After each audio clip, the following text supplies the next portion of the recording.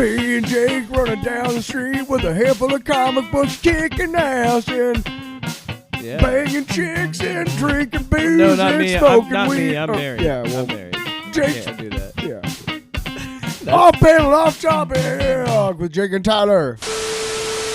Welcome back to another episode of Off Panel, Off Topic. It's going to be another half episode because we're going to be talking about a game today, a very, very good video game from Square Enix and Eidos, Montreal, Marvel's Guardians of the Galaxy. And this is a game I'm excited to talk about. And the reason it's a half episode is I originally wanted to do something where I was going to reach out and have another guest, but the internet situation at my house doesn't really let that happen. So that's, another tech issue that we're having to deal with. We had some in our last episode when we did our Eternals review.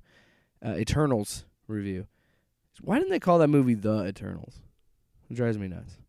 Anyway, this is like I said, a half episode because, well, let's be honest, Tyler doesn't really play video games, and I do. So I wasn't going to deprive you of having that because, it's comic books and pop culture. So we're not just talking about movies and TV. If there's a chance for me to talk about a video game that is a little bit more related to the stuff we talk about, I want to talk about it. I'm not going to talk about every video game.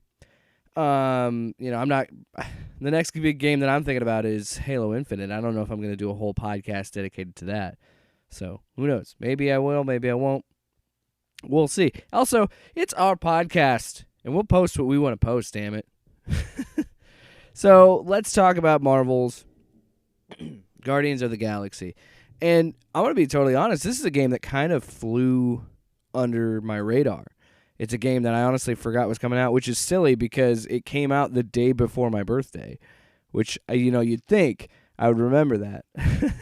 Which is funny because, again, with my current situation, my internet situation, I can't play a lot of the games that I wanted to play or have been playing on Game Pass. So I saw this show up in the on the internet again, and I was like, oh shit, I totally forgot about this.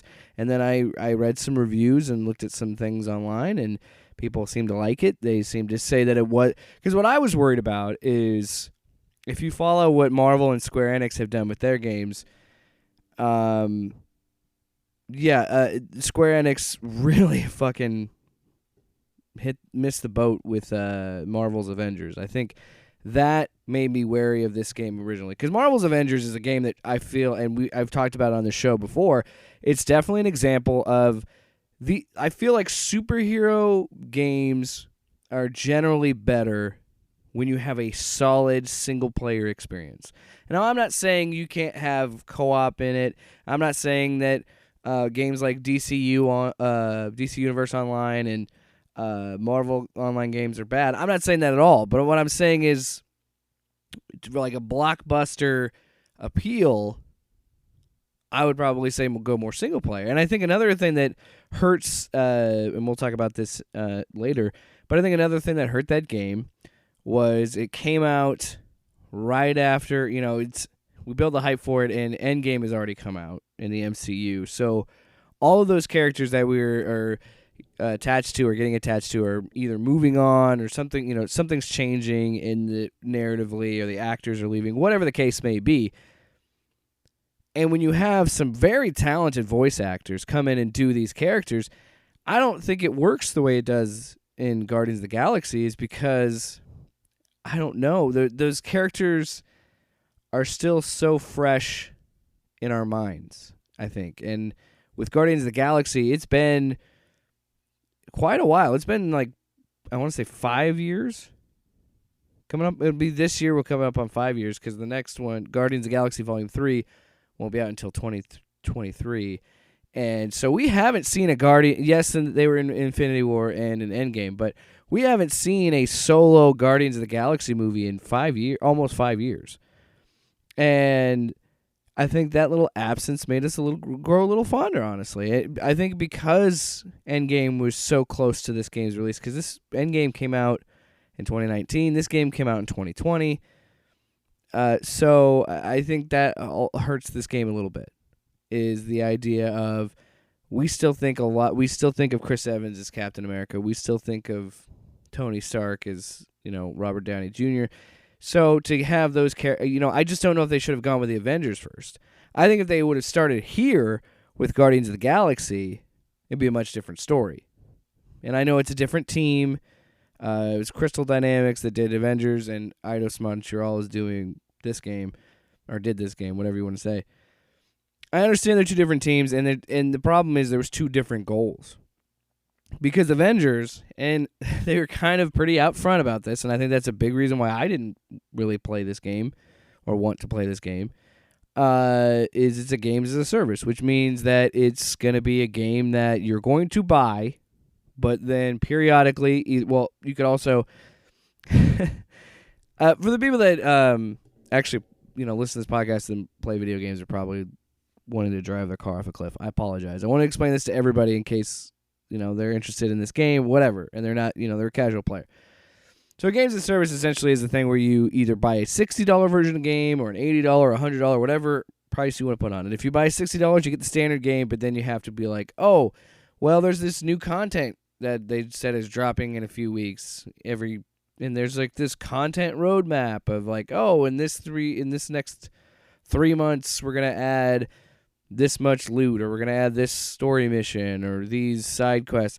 Like, it's just constantly updating the game, which I think works in some genres. Like Fortnite has made, I don't even think you can measure how much money that Fortnite has made off microtransactions and battle passes and really constantly updating their game. And that's fine. I think that works for Fortnite. I don't think that translates well to Avengers and a superhero game. And that's what I've heard rumors of, that the Suicide Squad coming out is going to have the same elements. I'm not saying it's impossible. Nothing is impossible. You could make a very successful games as a service superhero game. It's just, I just don't think that's what this should have been. I think Marvel's Avengers, and again, I have not played this game, but based on what of the podcasts and reviews and things that I've listened to and watched about this game, the general consensus is the single-player story is very, very solid and very good. But the rest of it is just repetitive nonsense. And I was like, well, then just make it this main story. I don't know. It's just frustrating. And based on what I've seen and the little bit that I have played of it, all of the characters play the same.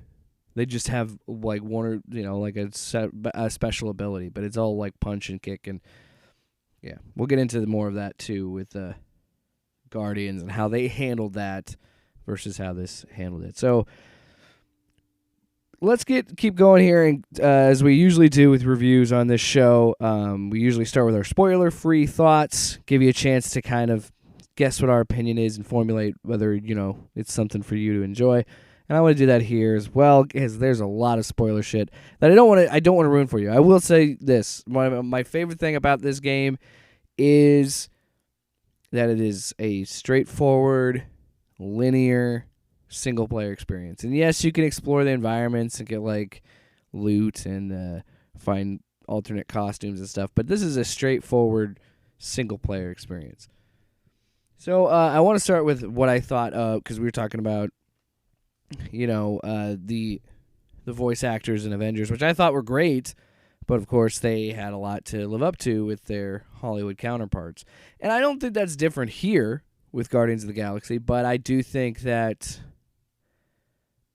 I do think a lot of people like Star-Lord's Peter Quill, but they're open to different interpretations, and we'll get into this. So what I thought about the Guardians: Star-Lord was played by John McClaren. I will say right out the outset, I think the Guardians were cast very well, and John McClaren is definitely a lot different looking Star-Lord and a different sounding Star-Lord, and I think that works for this game. Now, I don't know what it is with the Avengers designs and their looks, but I think I'm going to stop comparing them at this point, but I don't know, just the general look of this game feels different, and I think his performance isn't as goofy as Chris Pratt's. It is a little bit more commanding of the situation, but that's not saying that he isn't funny in the role. I think he does a great job of being this believable leader, but also being a total goofball. Kimberly Sue Murray plays Gamora, and Gamora is probably and I've seen this in other reviews, and I do agree with this. Gamora is the most different of the characters. She is not anything like Zoe Saldana's Gamora in James Gunn's movies, and that's fine. I like that this is a different approach, and I've told this on this podcast. I said this to Tyler. I like the idea of having these adaptations and having different takes on the character. And I think, honestly, hot take, I like Gamora in this game more than I like Gamora in the movies. And that's nothing against Zoe Saldana. I just like how this character is portrayed in this game. Jason Cavalier plays Drax. Drax is so fucking funny in this game. There were so many times while I'm in the middle of battle or I'm going to the next sequence, of the story, and he will just say something and I'm cackling. Like he was so fucking funny in this role, and that's just the beauty of Drax. Drax is such a fun character because you can really play with that idea of our language, because to someone that's literal, it's probably really hard to understand our language because of our idioms and our metaphors and it's really funny, and he's great in it. And when we get into spoilers, they do some things with Drax that I just absolutely did not expect, and it really caught me off guard. I really apologize if I screw this name up. Alex Weiner, maybe Weiner, voices Rocket. Another great performance. I think that the voice cast does a great job of the Guardians themselves. The writing and the performances do so much to make you really care about these guys, and I think that's what really made me fall in love with this game. And then Robert Moncalm does Groot, Groot. I'll say I think Groot, and you could probably say the same thing in the movies too, but this game really made me think like Groot is the best of all of us. He's such a wholesome character, and like there's a part later in the game, where, and I'm not going to spoil it, where Peter is giving a speech, and he talks about Groot, and he says, "You never complain." At least I couldn't tell if you were, but I don't feel like you do. Like, it's true. I just think Groot is a good guy. He wants to take care of everybody. We are Groot and all that. Now I'm crying. No, I'm just kidding. So the general cast, the Guardians of the Galaxy, I think they were freaking, why did I censor myself? Fucking awesome. And I really hope this game gets a sequel. I really, really hope this game gets a sequel, because I would love to see these guys continue giving their performances, because they are really, really fun. The style of the game of itself, as we're still going through our spoiler-free thoughts here, I love the style of this game. Now, I do have some issues with the gameplay, and they're not. It's honestly a little nitpicky. Like I really don't think that it hurts the game in any way. I just feel like there's some sequences where I wish, and I've again talked about this before, I wish I had the ability to control all the other Guardians in combat, and being able to hit a button and switch and fight as Rocket and do something, and then switch to Groot or Drax or whatever. But I also understand why they didn't do this. My takeaway from it was, rather than take away a button on the controller, why not just have it where there's just a simple move that you hit? And like we were talking about with the Avengers, and I know I said I'd stop comparing them, but that's just what I was thinking of.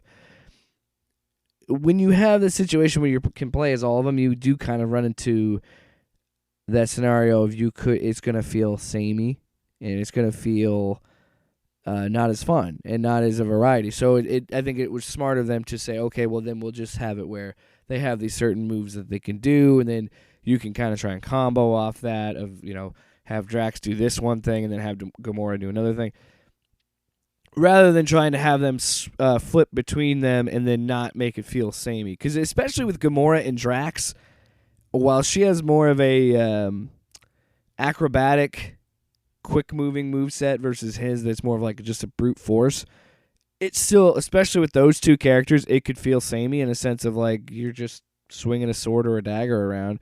Whereas Star-Lord, you're using your jet boots and you're using your blasters. Rocket's got the this big giant bazooka blaster type thing, and then well, I don't need to get into all of it, but I was just saying in general, I think I understand why they didn't go that route. But that's another thing too. This game, I think, really understands the heart and soul of what was wanted for a Guardians of the Galaxy game.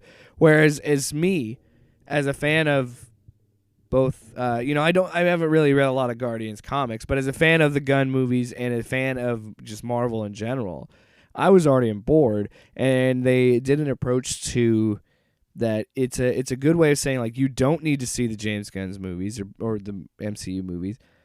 You'll have a little bit of familiarity with it, but for the most part, this is very much our own story, and this is going to be more going to places that they haven't gone to in James Gunn's movie, and introducing characters that they haven't in James Gunn's movie. And I like that. Again, I don't want the same experience. I don't want to play Guardians of the Galaxy Volume 1 and 2.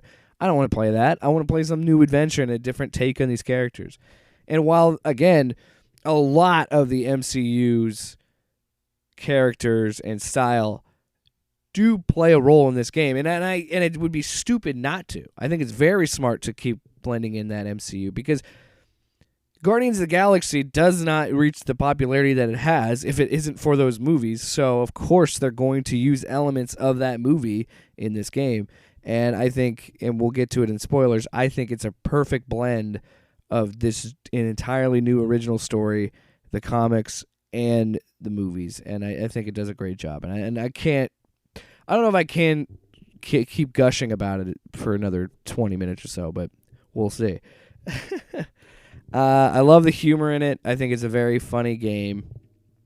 Again, several times in cutscenes or just walking around where I'll hear a line or two and I chuckle. And it also adds to how much I love this cast and this team. They do such an amazing job of making me really, really care about them. And quick on spoiler-free thoughts, I do love the alternate costumes. I do think it's kind of a very old-school approach to make it where you have to find them in the environment and find them on the map. It's kind of refreshing instead of having just a shop there that you just buy it from. I do love that you have to explore a little bit, even though I did have to look stuff online to get some of them, I'll be honest. So now it's your warning. 3, spoiler. This is spoiler territory. 2, spoilers. 1, now we're in spoiler talk. So, first off, I love the fact that they chose a villain that's in the comics, that exists in the lore, and it's not one that a lot of people are going to be familiar with. The Universal Church of Truth. They are the main villains of this game. And I'm wondering, I'm curious, if they will play a role in Guardians of the Galaxy Volume 3. I'm interested to find out. We'll see, because I have no idea what they're going to do with that movie. But Universal Church of Truth, I loved this decision to have these guys as the villain. I thought it was really cool. And, as someone, again, who I don't really, and we talked about this in our Eternals review, I do think the cosmic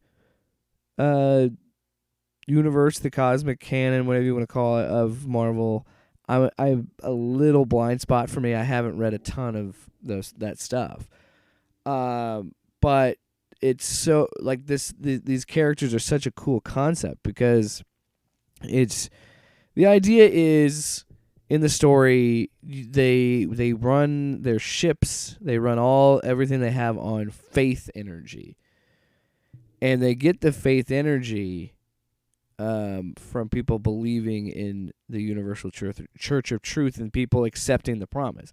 Now, the promise is this idea that if you accept the church and you're like, I'm going to pledge my life to the church, if you accept the promise, you essentially become brainwashed and you become kind of part of like this cult hive mind. And to accept when you want to accept the promise, how you do it is it provides you what a loved one that you lost, and it gives you a chance to be with them again. And that was such a bizarre turn for me because, as the game starts out thinking you got to pay a debt to the Nova Corps because you went into you were trespassing and stole a llama, which you thought was going to be this big monster. It turns out to be a llama. And so you're trying to pay that debt, and you go to this thing called this woman called Lady Hellbender, who is a character that, again, was someone that was in the comics that we haven't seen in the movies. And I thought she had a really cool character design, and I loved her level because you're all fighting these monsters and trying to you have a lot of choices in this game, and there's dialogue options.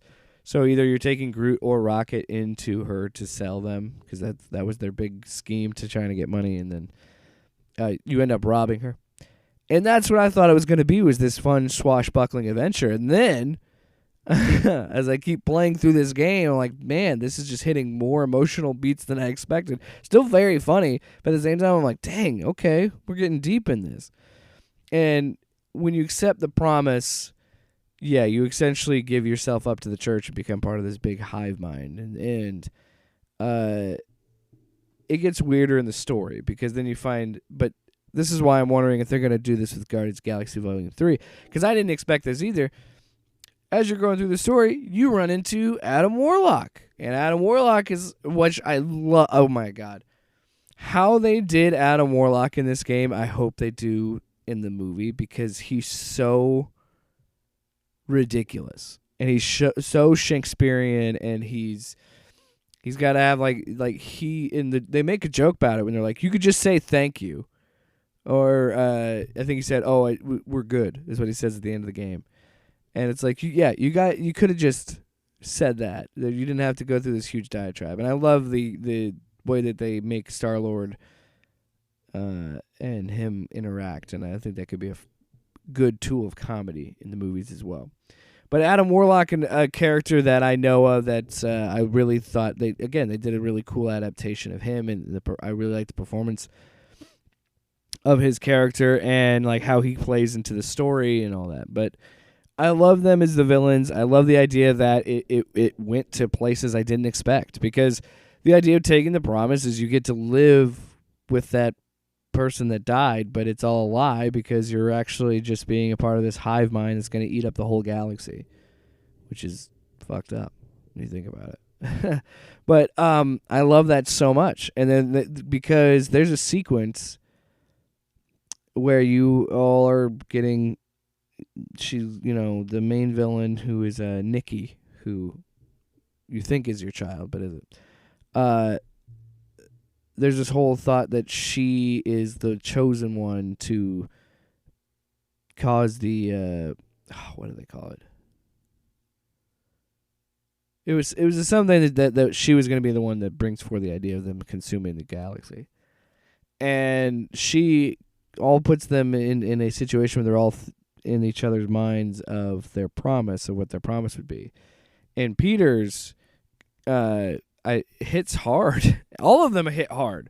But Peter's is a little different, because throughout the game you're getting little flashbacks of him with his mom, and you see that in this story she dies because I think they said the Centurion ships were coming to kidnap him, because this sticks to the comic book origins that he is the Prince of Spartax, and he gets his blasters, which I didn't know about this until I played this game, and I actually read this up.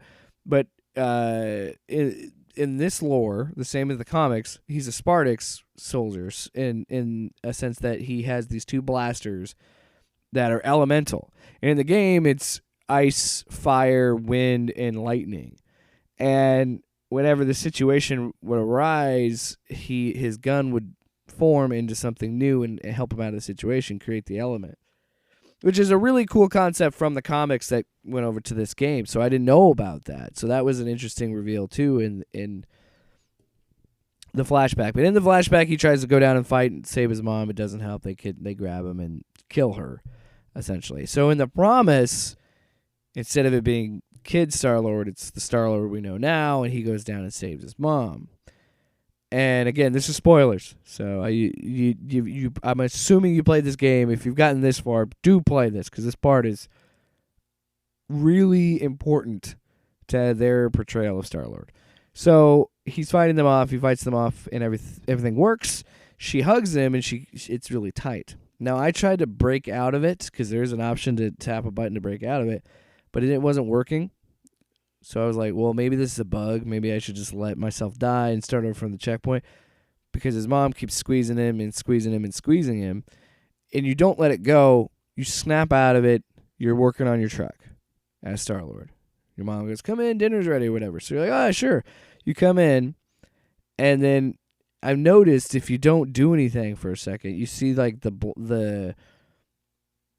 rim, I don't want to say the rim, but the end of the frame of the TV, you start to see this black stuff come in from the corners. And then eventually it just consumes you, and then it goes credits.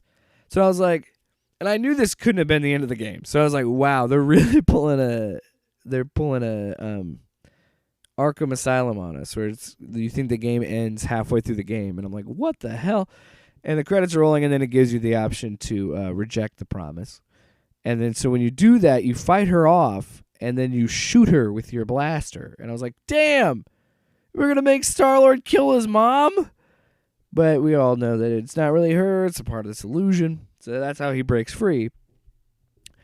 And the thing is you find out a little bit later in the game that Drax didn't break free. Drax accepted the promise, because when you wake up, he's looking at you, and his eyes are glowing purple, like the people that have been a part of the promise. So I was like, oh shit. So this whole sequence of getting to him is nuts. Well, even before that, I'm getting him as even before that, we got to talk about Cosmo, the telepathic Russian space dog. I love him so much. It's such a cheap move to put a dog in a game, because it's gonna get me to like him. I'll just say it. If there's a dog in the game, I'm gonna like him. It's just fact. No, but I loved his portrayal of having him Guardian of Galaxies. How Guardian of Galaxies, and he said another version of it, but it's just funny. But he's very thick Russian accent on this telepathic dog, which is, I love it so much. And I know that they've made I think he was in the Collector in the first Guardians movie. But they've definitely made references to him in those movies. But we get him right here talking to us and everything. And I think it gives another level of heart to the story. I know it sounds silly to just be like, well, that's because it's a dog and whatever, No, I'm just saying that in his story, when you find out that he accepts the promise, because I fucked up the dialogue, he accepted it in my story, but there is a way that he doesn't accept the promise or whatever. But like, his promise is he just wants to be back home. He just wants to be on Earth. And again, it adds to the heart of this story. And I think what makes this story work so well for me is there are moments of a lot of heart. I wanted to use a different word, but that's all I could think of. There's just something special about it. And that's why Cosmo is the bestest boy. It's true. And I know I kind of touched on it a little bit on Peter's flashbacks. I did like them. I did think it was important to have him be, because they could have easily just made it one long cutscene, but to actually have it where you're interacting with the environment and you're talking to her and making choices, I think actually adds to the experience. And I think that's why, again, that promise sequence was so much more difficult, because you did have those flashback sequences. I like that Nova Corps is a big part of this story, because you have to pay them. That you also meet Nikki and Cor-El, and then there's a whole thing with Cor-El because she was a fling back during this galactic war that we don't know about, that is referenced throughout the game, but it's not. There's no flashbacks to it or anything else, but it's just, I think it add to the world building. But you guys hooked up back in the Galactic War, so now Peter Quill thinks that Nikki is his daughter because the math adds up. 12, she's 12 years, like that whole thing. Yeah, I thought that was an interesting dynamic because, again, we're used to the MCU, Guardians. Most of us are, so we just assume that Gamora and Peter were going to be a thing, but they went a different route, so I like that. I also like the fact that she was part Kree, and we know what, if you've seen the MCU, if you read the books, you know what the Kree are, and they're bastards, and they're portrayed as such in this. So I like the little references here and there that show up. Apparently Stan Lee is in this game somewhere. I haven't looked it up, but I don't remember seeing it, but I think there's like a picture of him somewhere or something like that. Yeah, and then I've already talked about Adam Warlock. I think his portrayal is really cool. Okay, so the Universal Church of Truth and Raker are like the main villains for a while. So then what happens, you find Adam Warlock, and Adam Warlock says it is the black evil is Mangus. That is I'm all over the place. I apologize. The Drax story, where after he accepts the promise, and you go inside his mind with the help from Mantis, and when they go inside his mind, it is extremely tragic because his promise is he wants his daughter and his wife back, and his promise is he's just being a father, and he's just being a family man, and this is a side that you don't really see of Drax because everybody sees him as Drax the Destroyer, just beating up everybody and laughing and, all of that. So to see this portrayal and to see this whole sequence is really fucking tragic because the whole sequence, at first you fight, and in this canon, he killed Thanos. So in this, you're fighting all of these Thanos guys attacking you, and you're trying to defeat Thanos, and then eventually I think it's one of those things where it's designed that you lose to continue on the story because he just constantly keeps replicating, and then you get to the next part and you're just chasing after Drax because he's chasing his daughter, he's playing with his daughter, and he's kind of not really avoiding you, but kind of avoiding you, doesn't really know you're there. But then when you get to see him and you have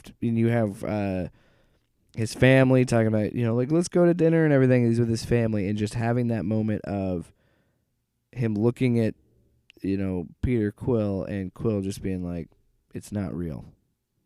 I know you want it to be real. I wanted it to be real. It's not real. And then seeing him go and hug his family and talk about how much he loves them and then stabs him in the gut was like, I'm just like, well, yeah, I mean, what a fun game. Like, I'm just sitting there just in tears, and I was like, what? I did not expect to have such an emotional beat to Drax. And then you find out that it's all of these characters. Not to that level, but Rocket has a moment where he talks about how much he hates being wet, and we're like, why do you hate being wet? And he's like, because they tortured me. Their experiments and the torturing had to involve with water and being in a tub and stuff like that. And it's like, damn, dude. Okay, game, we get it. Because in the gun movies, they're kind of vague with what happened, but this is where they're like, yeah, no, I was fucking waterboarded.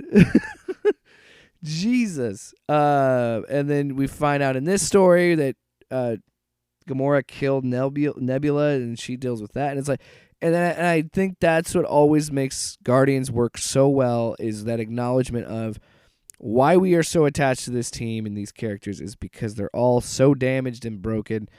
They all lost their family, and now they're getting an opportunity to get one back. And they really drive that home in this game that this is, and like they do in the first movie, they really do drive home that idea of these guys have nobody else. This is all they have.